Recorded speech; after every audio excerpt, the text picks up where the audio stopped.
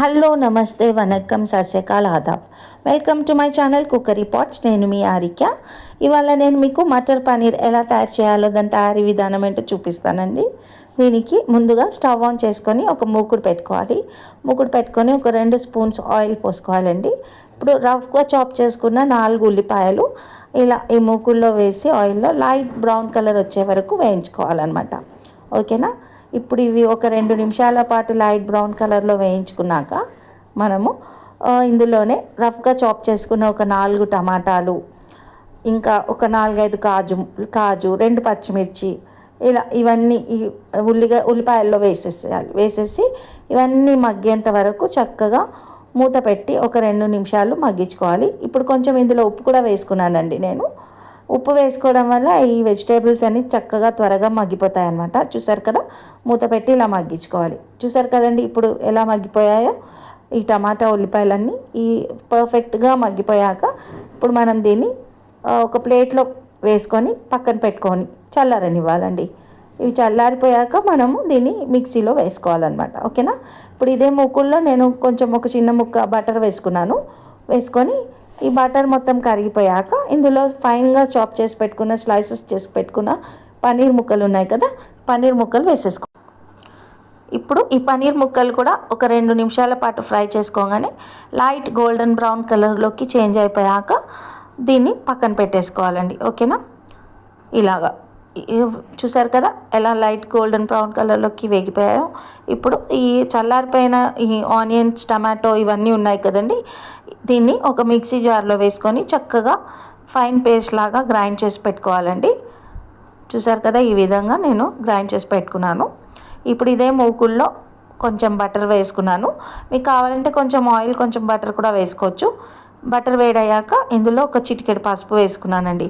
వేసుకొని మనం ప్యూరీ చేసి పెట్టుకున్నాం కదా ఈ ఆనియన్ టమాటో పేస్ట్, దీన్ని ఇందులో వేసేయాలి. వేసేసి మనం మొత్తం చక్కగా ఈ పేస్ట్ అంతా పచ్చివాసన పోయి చక్కగా గట్టి పడే వరకు, దగ్గరికి అయ్యే వరకు మనం ఫ్రై చేసుకోవాలి. మధ్య మధ్యలో ఇలా నేను మూత కూడా పెట్టేసుకొని మగ్గించుకున్నానండి. చూసారు కదా ఆయిల్ అంతా పైకి తేలిపోయింది, ఎంత చక్కగా దగ్గరికి అయిపోయింది, క్వాంటిటీ కూడా తగ్గిపోయింది. ఇప్పుడు ఇందులో బఠానీను వేసేసుకున్నాను. ఇప్పుడు బఠానీలు సీజన్ కాబట్టి ఫ్రెష్ బఠానీ దొరుకుతుందండి, కాబట్టి మీకు ఏం ప్రాబ్లం ఉండదు. ఇందులోనే నేను పన్నీర్ ఫ్రై చేసి పెట్టుకున్న పీసెస్ కూడా వేసేసుకుంటున్నానండి. ఓకేనా. ఇప్పుడు ఈ పన్నీర్ ముక్కలు, ఈ బఠానీ ముక్కలు అన్నీ ఇందులో వేసేసుకున్నాక ఒక 2 నుంచి 3 నిమిషాల పాటు చక్కగా కలుపుకొని దీన్ని ధనియాల పొడితో గార్నిష్ చేసుకోవాలి. ఒక 2 స్పూన్ల ధనియాల పొడి కూడా యాడ్ చేసుకున్నాను. కొంచెం రుచికి సరిపడా ఉప్పు కూడా వేసేసుకున్నానండి. వేసేసుకొని మరోసారి మూత పెట్టుకొని ఈ పన్నీర్ ముక్కలకి బఠానీలు అన్నీ ఉడికిపోయేంత వరకు దీన్ని మగ్గించుకోవాలి. అలాగే ఈ ఉప్పు కారం కూడా దానికి చక్కగా పట్టేస్తుందండి. అలా మంచిగా దగ్గరికి అయ్యే వరకు ఇలా వేయించుకోవాలన్నమాట, మగ్గించుకోవాలి. చూసారు కదా ఇప్పుడు నేను ఒకసారి కలుపుకున్నాను. ఇందులో మరి మూత తీసేసి ఒక 2 చెంచాలు కారం పొడి వేసుకున్నాను. ఓకేనా. కొంచెం వాటర్ కూడా ఒక 1/2 కప్ పోసుకున్నానండి. మీకు గ్రేవీ ఎక్కువగా వద్దంటే తక్కువ వాటర్ పోసుకోవచ్చు. నాకైతే కొంచెం గ్రేవీగానే కావాలి కాబట్టి కొంచెం వాటర్ పోసుకుంటున్నాను.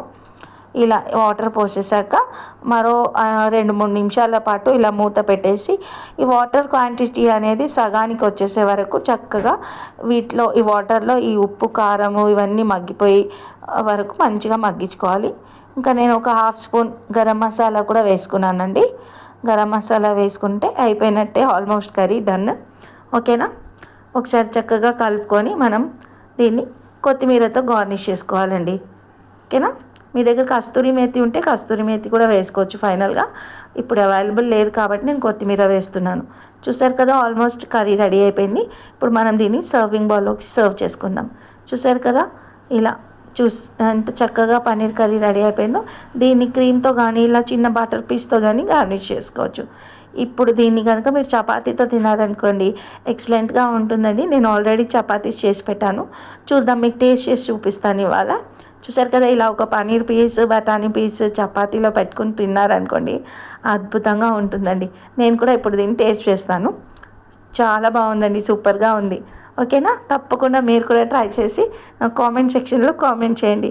నా ఛానల్ని లైక్ చేయండి.